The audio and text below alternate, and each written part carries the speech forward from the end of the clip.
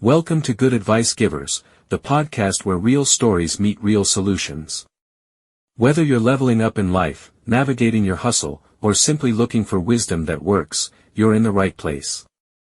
We bring you straight talk, actionable tips, and uplifting conversations to help you grow in mindset, money, and motivation. Don't just listen, tune in weekly, download your favorite episodes, and if you love what you hear, donate to support the mission. Your support helps us keep sharing the good advice that changes lives. We're building a community of thinkers, doers, dreamers, and believers, and we want you in it.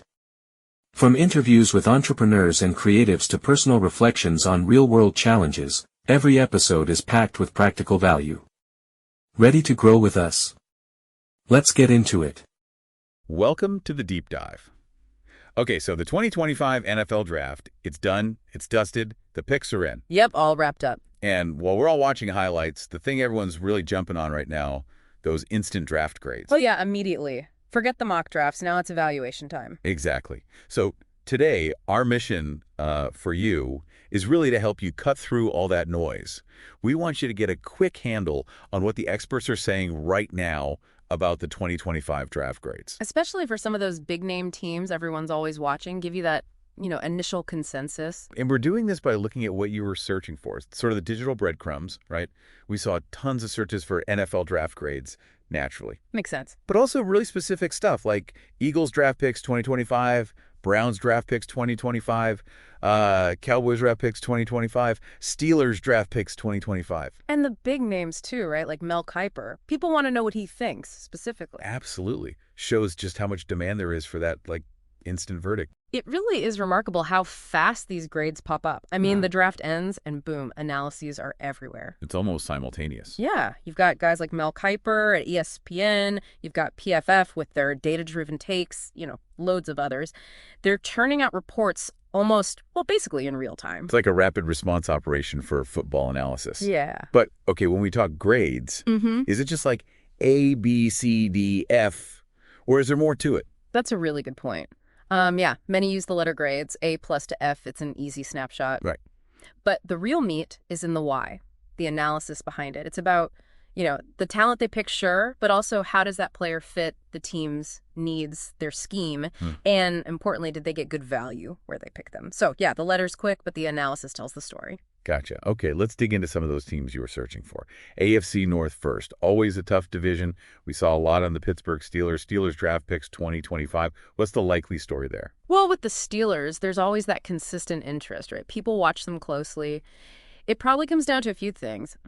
Did they finally sort out the O-line? What about defense? And the QB question is always lurking, isn't it? Exactly, that succession plan, or lack thereof. So you'd expect the expert grades, the Steelers draft grades, to really focus on whether the picks actually addressed those specific kind of perennial needs. Did they build for the future and plug immediate holes? That's usually the debate. Okay, moving across Ohio. The Cleveland Browns, also tons of searches. Browns draft picks 2025. Cleveland Browns draft picks 2025.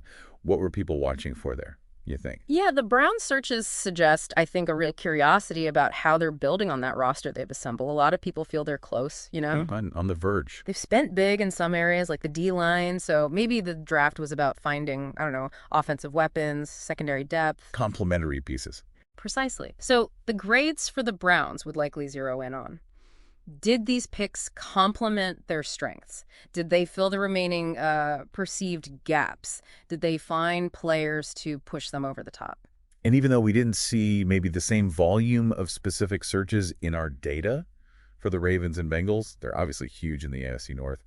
What's the typical grading angle for them? Oh, absolutely. They're always under the microscope. For the Ravens, you often see analysis focusing on their knack for finding value, especially in later rounds. It's kind of their trademark. Yeah, they have a history there. And for the Bengals, with Joe Burrow there, it's almost always about, okay, did they protect him? Did they get him more weapons? So even without specific searches popping for us, you can bet the grades are looking at whether they stuck to their known philosophies and address those obvious needs to, chase the Super Bowl. Makes sense. Okay, let's jump over to the NFC East. Another division packed with rivalries. Huge interest, as you'd expect, in the Eagles and Cowboys. Eagles draft picks 2025. Dallas Cowboys draft picks 2025. Let's start with Philly. What needs were likely top of mind? Well, the Eagles' interest, that makes sense. Recent contenders trying to stay at that level. There you go. Needs often circle around the trenches, right? D-line is huge for them historically. Always is. Howie Roseman loves his linemen. Exactly. And then secondary help, maybe some O-line depth too. Keep Jalen Hurts upright. So those initial Eagles draft grades 2025 are probably going to heavily weigh whether the picks address those spots as they get guys who can step in relatively quickly. And then the Cowboys. Always a circus, always headlines. Cowboys draft picks 2025, Dallas Cowboys draft picks. High volume there too. What are experts usually looking for when grading Dallas? Yeah, with Dallas, everything's magnified. The national spotlight, the pressure, it's intense. Tell me about it. Expert grades for them often wrestle with their draft philosophy. Do they go best player available, even if it's not a screaming need? Or do they target specific spots? Did they find potential game changers early? Right. The draft grades for Dallas are always debated like, will these picks finally be the ones to get them over that playoff hump? That's the narrative. And similar to the AFC North, we can't forget the other teams in the NFC East, the Giants and Commanders. Any general thoughts on how their drafts might be graded? Sure. With the Giants and Commanders, depending on where people see them in their sort of team life cycle, if they're seen as rebuilding. Which they often are, lately. Right. Then the grades might focus more on, say, upside and long-term potential rather than immediate impact. Did they snag players with high ceilings? Did they address the most glaring holes? Is there a clear strategy visible in the picks? It's maybe a slightly different lens than for Philly or Dallas right now. Okay, let's pull back a bit. Look at the bigger picture. That search for #1 draft pick, always massive. What's the deal with the pressure around that single selection? Oh, the #1 pick. It's just immense pressure, isn't it? On the player, on the team, it's framed as potentially franchise-altering. Definitely. So experts dissect that pick more than any other. Can this player be a cornerstone for like a decade? The grade isn't just about talent. It's about the fit, the team situation, the whole strategy of using that precious pick. Was it a safe bet? A big swing? That's always the core question. And we keep seeing searches about QBs pop up year after year. Bears QB, Jets QB 2025, even just what NFL teams need a QB. How much does landing or not landing a QB swing the overall draft grade? Well, given how vital the QB position is, I mean, it's everything in today's NFL. Any team drafting a QB, especially early, gets intense scrutiny. Makes sense. Whether it's Chicago building around someone new or the Jets trying again for that long-term guy or just general curiosity, these QB picks can totally dominate a team's grade. Analysts look at the prospect, sure, but also the situation. Does he have weapons? Good coaching? Is he set up to succeed? That massively influences the grade. And the analysts themselves. We mentioned Mel Kiper. Yeah. Searches for SPN NFL Draft, PF Mock Draft, NFL Mock Draft in general. They really shape the conversation, don't they? Absolutely. Those searches just highlight the whole ecosystem. Kiper, ESPN's coverage, PFF's analytics. Yeah. They create the framework for how we even talk about the draft. Yeah. And all those mock drafts beforehand, they set expectations. So when the actual picks happen, people compare. Was it a reach, a steal? That comparison, driven by the experts, feeds directly into the immediate grades people see. It's not just who got picked either. Mm-hmm. People seem really invested in the event itself. We saw searches like, what time is the NFL draft? How many rounds in NFL draft day 2, day 3? Yeah, that shows real fan engagement, doesn't it? People aren't just waiting for the results. They want to follow along. They understand the structure, the multi-day drama. They're invested in the process. Right, wanting to be part of it. And finally, the really basic stuff, like where to watch NFL draft. Still popular. And that just proves it's a major TV event, right? People want to watch it live, share the experience, react in the moment. That fuels all the instant analysis and the grade discussions we're talking about. So, wrapping this up, these initial NFL draft grades, they're basically a snapshot, right? An immediate pulse check from experts and fans. Exactly. Driven by needs, potential, perceived value, all that immediate reaction stuff. But, and this is the key thing, it's just the start of the story. Absolutely. The real grade, the true evaluation, that takes years. It unfolds on the field as these players actually, play football. Totally. It makes you think, how different will these grades look in, say, 2028 or 2029? Right. Will the A+ grades hold up? Will some C grades turn to steals? And whose grading philosophy, which experts approach, actually proves more accurate over time? It's fascinating to think about the challenge of grading potential versus actual NFL performance. Which leaves a really interesting question for you, the listener, to chew on. What are the real limits of trying to grade something so unpredictable? Predicting future success based on college tape and combine numbers. How much can we really know the moment after the pick is made? Yeah, a complex puzzle indeed, and one we won't know the full answer to for quite a while. Welcome to the Deep Dive. Today, we're trying to cut through some of the noise around the 2025 NFL Draft. Yeah, there's already so much chatter online, it's kind of amazing. It really is. The Right? anticipation builds so early. So what we're doing here is taking a look at what people are actually searching for, trying to, surface the main questions and interests. Exactly. We've got this great collection of recent search queries all about the 2025 draft. It's like a direct line into what fans and maybe even some analysts are trying to figure out right now. Okay, so the mission is basically to see what everyone's focused on regarding this huge event, even this far out. Precisely. What information are people actively seeking? Let's break it down. All right, so what's jumping out first? I guess it's not too surprising, is it? It seems to be all about specific teams. Oh, absolutely. Loads of searches like Eagles draft picks 2025, Browns draft picks 2025, Cowboys draft picks 2025. Yeah, see, Steelers draft picks 2025, Raiders draft picks 2025 too. It just goes on and on. It does. And it clearly shows that, for a lot of fans, the draft is fundamentally about their team. How's my team getting better? Right. How are they building for the future? That makes total sense. It's the main way teams bring in new talent. Yep. It shows that personal investment fans have, wanting to track how their own franchise is planning to improve. Okay. Beyond just the teams, what else are people zeroing in on?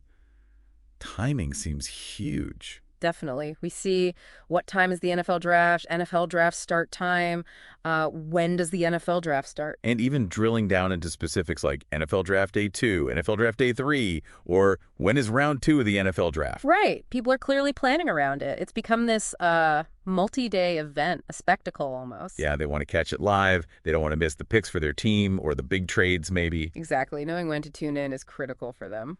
Which naturally brings us to the draft order. Another big one. Oh, yeah. Just draft order or NFL draft order, 2025 NFL draft order. Lots of variations. Even second-round draft order. So understanding the sequence is key. It really is the backbone, isn't it? It sets the stage for everything, the strategies, the potential trades. You need that roadmap. Okay, so teams, timing, order. What happens once the picks actually start rolling in? Well, then it's all about the instant analysis, right? The grades. Right. NFL draft grades 2025, team draft grades, even specific ones like Steelers draft grade. People want that immediate verdict from the experts. Who won the draft? It's funny how much weight those instant grades carry, even though we know things can look very different years later. Why do you think people need that immediate validation? That's interesting. I think, partly it's just wanting a quick assessment, a way to feel good or maybe concerned about your team's haul compared to rivals. Yeah, bragging rights maybe? Or just talking points. It fuels the conversation immediately after the picks are made, creates that instant narrative of winners and losers, even if it's, very premature. Yeah, and we're also seeing interest filtering down into the specific rounds.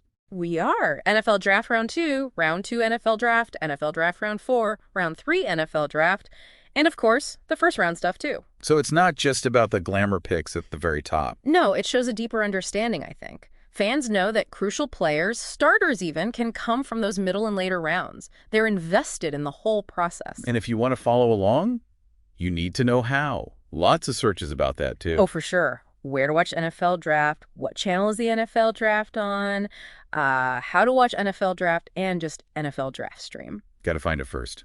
Accessibility is everything these days. It really is. With so many different ways to watch TV, streaming apps, people need to know their options so they can tune in live. All right, let's talk about the crystal ball gazing.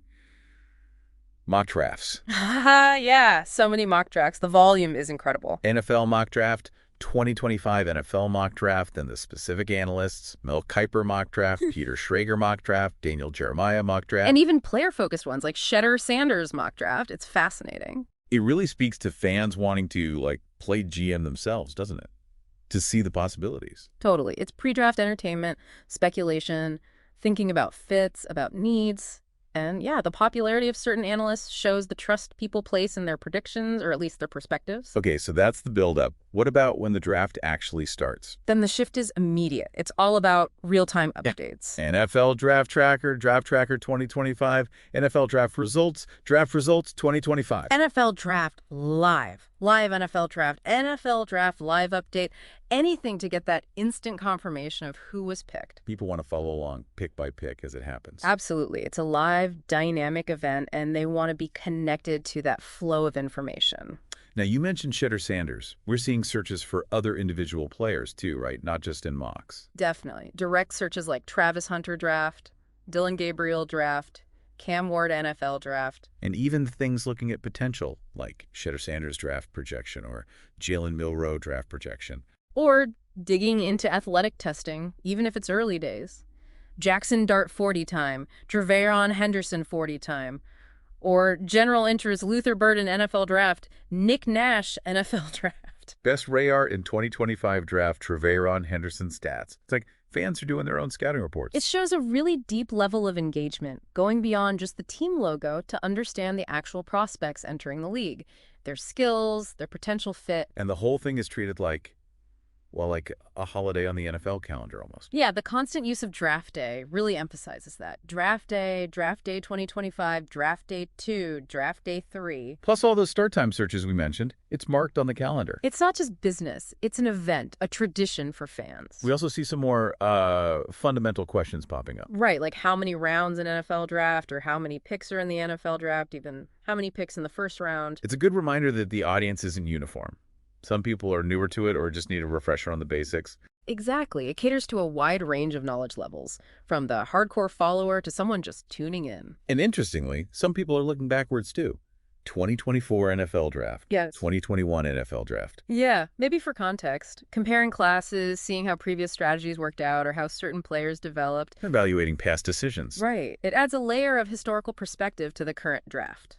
Now, we touched on team needs implicitly with the team pick searches, but some searches make it explicit, don't they? Oh, definitely. While interest in Eagles draft picks implies you're thinking about what the Eagles need. Yeah, you also see things like Jets QB 2025, Bears QB, what NFL teams need a QB, Steelers QB 2025, Browns quarterback 2025. Exactly. That quarterback focus is always there. It highlights how critical that position is and the constant speculation around which teams are looking for one. And finally, one more piece of the puzzle. Trades. Ah, yes, the wheeling and dealing. Searches like Eagles trade, Patriots draft trade, Eagles Broncos trade, or just the general term draft trades. It adds that whole layer of unpredictability. Teams moving up, moving down. It's a huge part of the draft's drama and strategy. Fans are definitely tracking the potential for those big moves. We'll be back after a quick break. Hey there. Welcome to Good Advice Giver. First, we want to start by saying a massive thank you for tuning in today. Whether you're a long-time listener or you're joining us for the first time, we're truly grateful to have you here. We know you've got a lot of options when it comes to podcasts, so the fact that you're spending your time with us means the world. So thank you. That's right. We're excited to have you with us because here on Good Advice Giver, we cover just about everything. Whether you're interested in sports, relationships, sex, money, finances, business, digital marketing, music, education, movies, comedy, or something else entirely, we've got it all. No topic is off limits here, and we dive deep into real, meaningful conversations that matter. We've also got a mix of male and female hosts, so you're always getting a well-rounded perspective on every topic we cover, from business strategies to personal development, from car shopping to digital products like affiliate marketing. We bring a little bit of everything to the table. Our goal is to offer advice, insights, and some laughs along the way to make sure you feel welcome and engaged, no matter what brought you here. And it doesn't stop there. We're not just about giving great advice, we're about action. On this podcast, we even sell products and services we believe in, from affiliate marketing opportunities to cars and more. So whether you're looking to boost your business or find practical ways to improve your everyday life, you're in the right place. As always, we want you to stay connected with us. Be sure to download this episode so you can listen anytime, anywhere, whether you're commuting, working out, or just relaxing. And while you're at it, follow us on social media. We're on Instagram, Facebook, Twitter, you name it.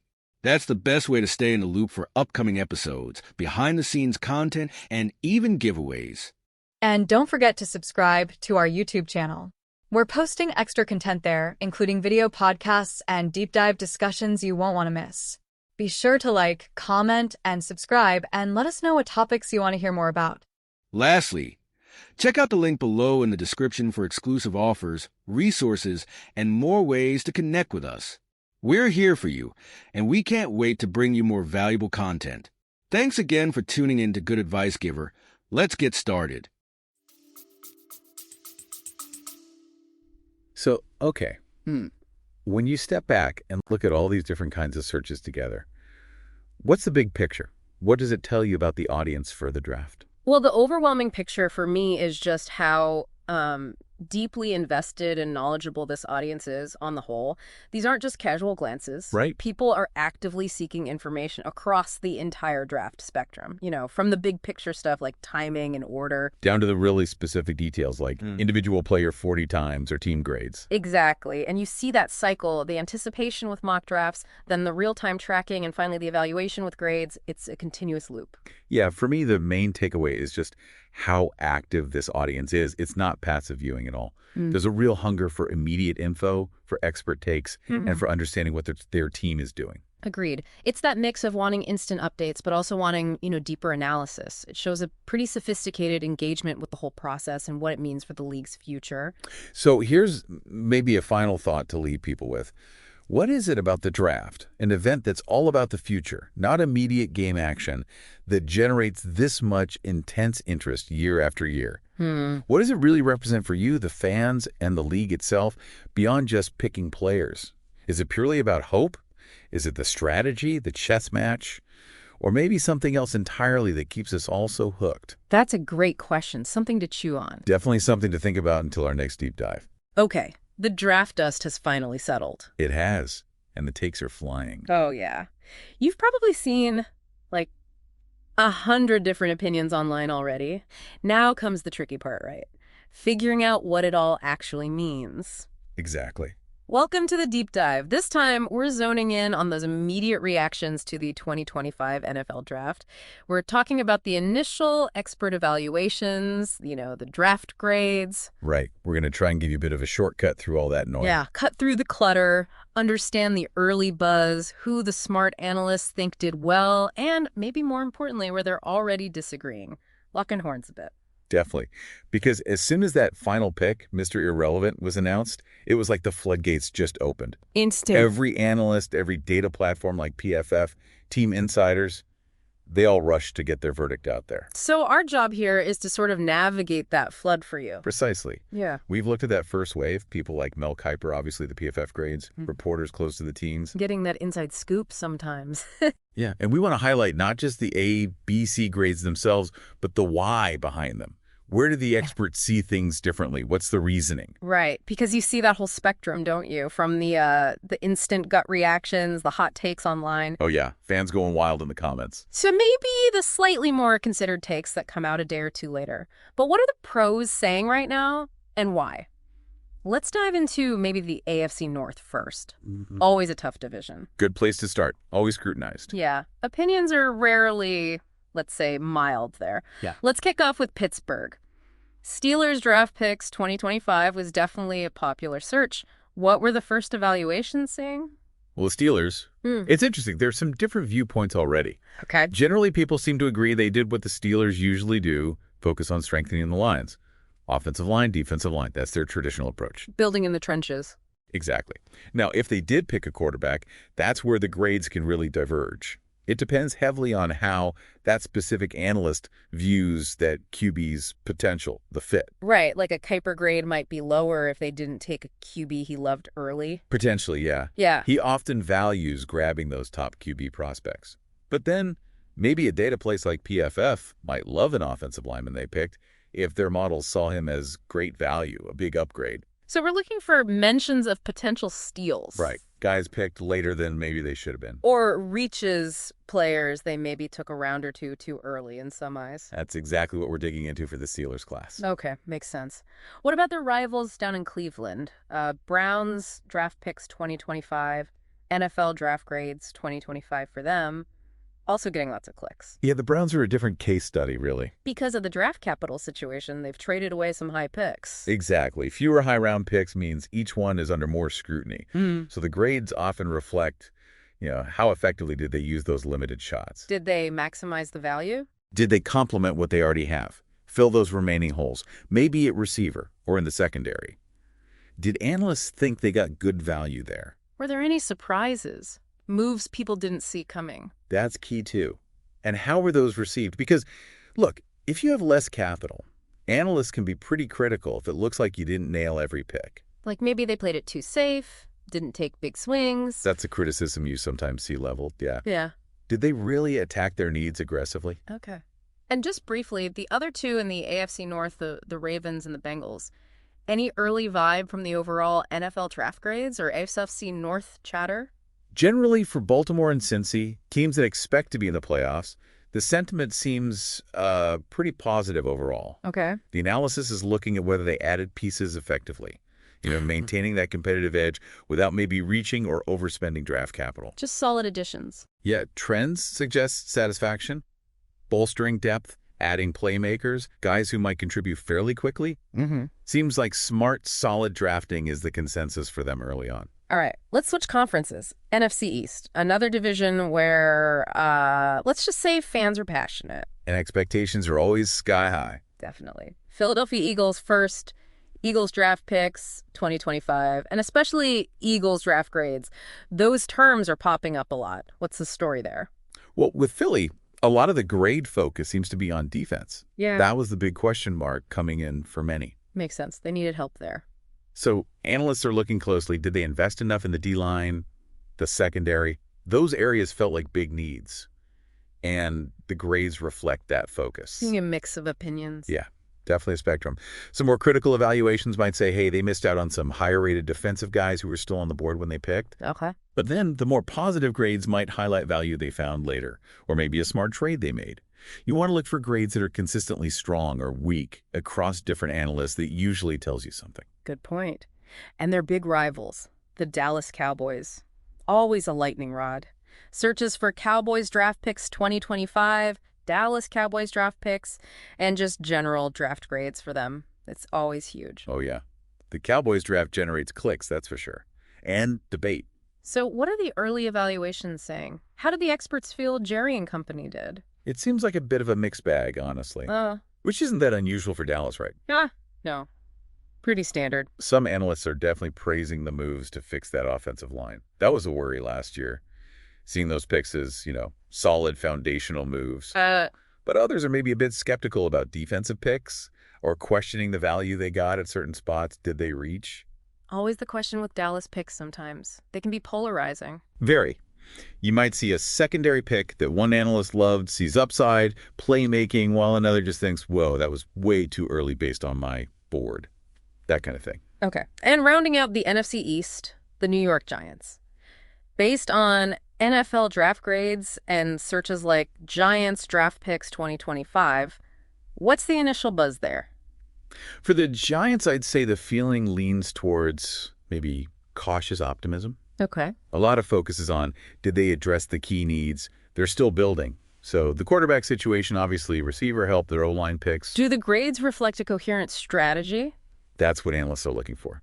Does it look like there's a long-term plan in how they're building this roster? Do the talent levels match the draft slots? That's shaping the early grades. Gotcha. So let's zoom out a bit from the teams.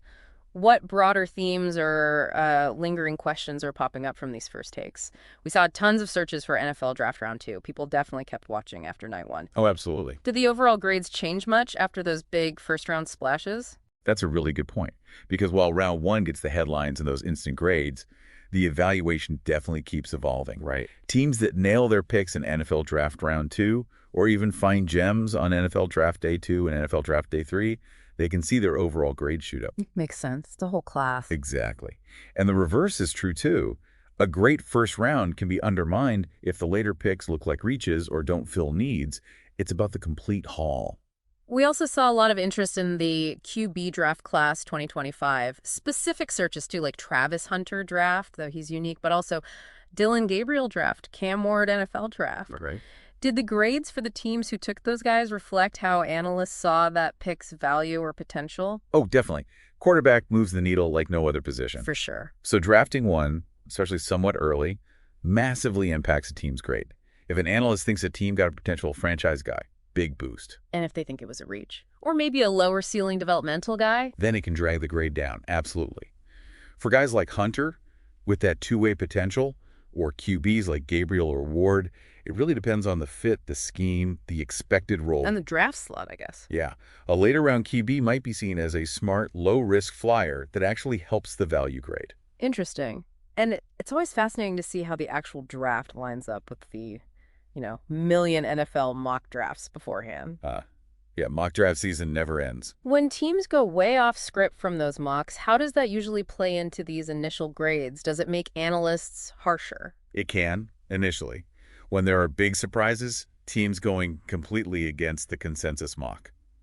Yeah, it can lead to more critical first reaction grades. Because the analysts had player X rated higher. Exactly. They have their own boards, their own evaluations. If a team passes on their higher rated guy for someone else, the gut reaction might be negative. But you have to remember. You absolutely have to remember that teams have way more information.